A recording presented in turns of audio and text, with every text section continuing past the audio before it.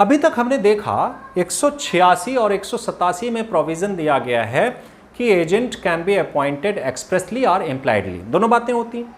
अब एक्सप्रेस क्या होता है, इम्प्लाइड क्या होता है, ये बातें हमने समझ ली। अब इम्प्लाइड का ही एक दो आप उदाहरण और समझिए कि इम्प्लॉयड में और कैसे मामले आ सकते हैं। तो इम्प्लॉयड एजेंसी और किन परिस्थितियों में मानी जा सकती है, ऐसा आप समझिए। इम्प्लॉयड एजेंसी,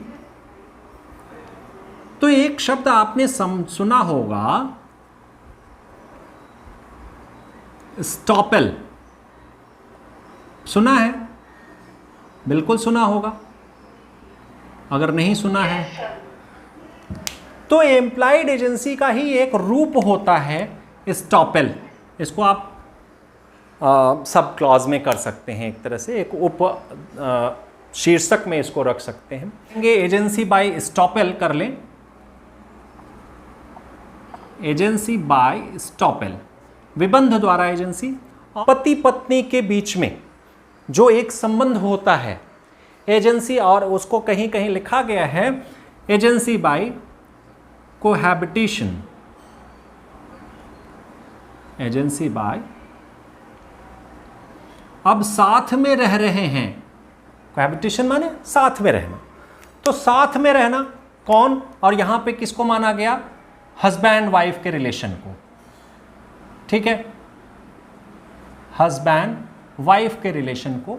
इसमें यह कहा गया, चूंकि हमारा समाज जो है अब भी ये कहता है कि चाहे वाइफ कितना भी कमाती हो या भले ही इंडिपेंडेंट हो, कहा जाता है वो लाइबिलिटी हस्बैंड की है कि उसकी जो नीड्स हैं इन टर्म्स ऑफ जो घरेलू चीज़ें हैं, जो उसकी और आवश्यकताएं हैं, उनको वो पूरा करे, ठीक है। तो हस्बैंड वाइफ के रिलेशन को और एजेंसी बाय स्टॉपेल को, इन दोनों को थोड़ा हम देखेंगे कि इम्प्लाइड एजेंसी का रूप माने जाते हैं और इनमें क्या प्रावधान किए गए हैं। तो सबसे पहले हम एजेंसी बाय स्टॉपेल को समझेंगे, ठीक है। आप ये जानिए, जो मालिक होता है, जो मालिक है,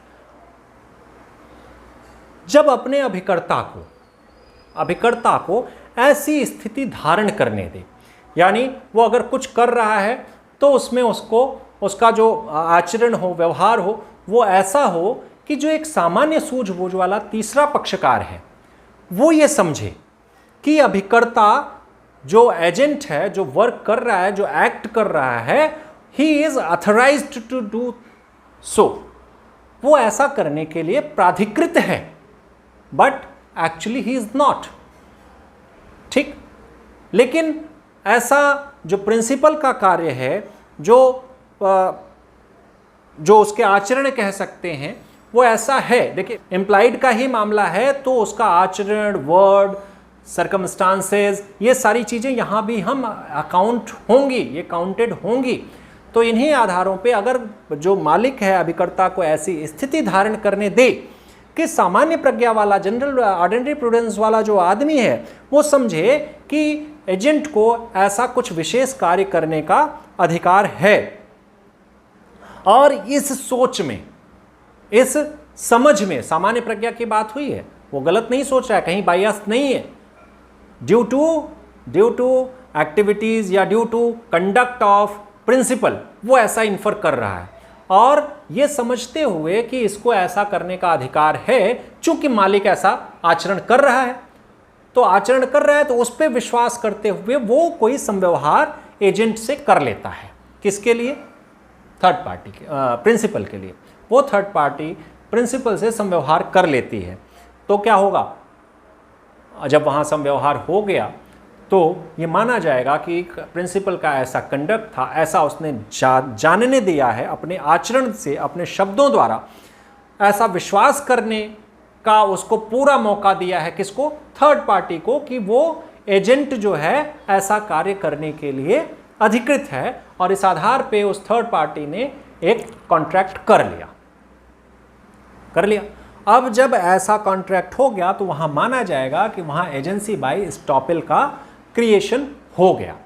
बात यहां पे ध्यान देने वाली वही होगी कि मालिक जो प्रिंसिपल है वो अपने कंडक्ट्स, अपने वर्ड्स द्वारा ऐसा कुछ ऐसा कुछ शो करे जिससे थर्ड पार्टी ऐसा मान ले कि उस एजेंट को ऐसा कुछ कार्य करने का, ऐसा कुछ स्पेशल एक्ट जो है उसको करने का अधिकार प्राप्त है। ठीक है, तो इन शब्दों को आप ध्यान में रखेंगे, तभी विबंध से एजेंसी का निर्माण कैसे होता है तभी आप समझा पाएंगे।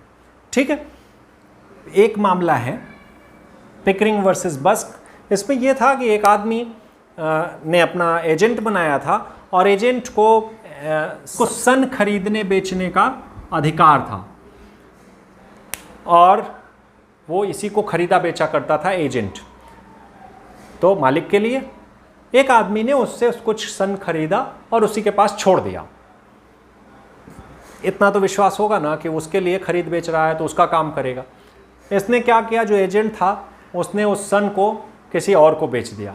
मतलब मैंने उससे खरीदा, मैंने उसके पास छोड़ दिया कुछ समय के लिए, तो उसने क्या किया, किसी और को बेच दिया। मेरा तो नुकसान हो गया। तो मेरे उसके इस काम के लिए कौन लायबिल होगा? चूँकि वो जो एजेंट है वो प्रिंसिपल का काम कर रहा है और ख़रीद बेच का काम कर रहा है, तो माना जाएगा यहाँ पे स्टॉपेल होगा कि वो बंदा प्रिंसिपल जो है उसने इसको नियुक्त कर रखा है और इसको ऐसे सारे कार्य करने के अधिकार थे खरीदने बेचने के, और इसने मेरा भी बेच दिया। तो क्या होगा, इसमें कौन लायबिल ठहराया जाएगा? उस सेल के लिए, उस अमाउंट के लिए प्रिंसिपल, मालिक जो था वो ठहराया गया। ठीक है, तो इसी तरह का एक केस और आता है, काशीनाथ दास वर्सेस निसाकर राउत। काशीनाथ दास वर्सेस निसाकर राउत का मामला आता है। इसमें क्या होता है, ये आपको मैंने पहले ही बताया, उड़ीसा हाई कोर्ट का मामला है। उड़ीसा हाई कोर्ट का मामला है। तो यहाँ पे एक आदमी होता है, अपनी कुछ जागीर का प्रबंधन नहीं कर पाता है और उसने एक व्यक्ति को नियुक्त किया जो वहाँ पे ये शब्द होगा तहसीलदार। तहसीलदार मतलब, यह तहसीलदार आप नहीं समझेंगे, मैं बता चुका हूँ। तहसीलदार माने जो उसकी तहसील का पहले लोगों की रियासत होती थी उसकी देखभाल करे। देखभाल करने के लिए उसको रखा।